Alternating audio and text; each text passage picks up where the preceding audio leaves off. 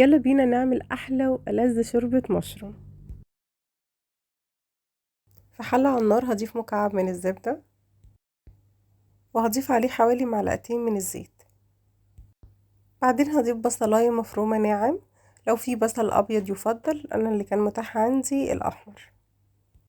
بعد كده هنزل بالمشروم، ويفضل يكون فريش عشان الفريش احلى في الوصفة دي.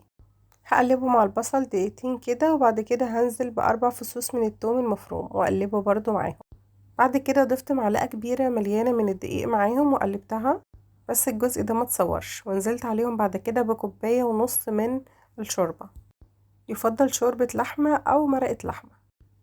القوام في الاول هيبقى خفيف كده زي ما انتوا شايفين. هغطي عليه لحد ما يتقل، وبعدين هفتح عليه مرة تانية بعد تقريبا 3 دقايق هيكون قوامه زي ما انتوا شايفين كده تقل شوية.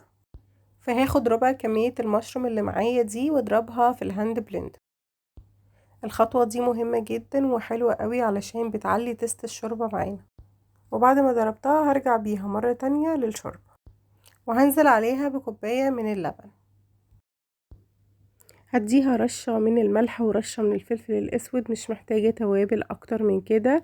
وهقلبها واسيبها تاخد غلوة واحدة بس، وكده يبقى جاهز معانا احلى شوربة مشروم. هتجربوها، انا متأكدة سهلة جدا وبسيطة، مغذية جدا، وكمان بتدفي في الشتاء. معلقة ورا التانية مش هتشبعوا منها.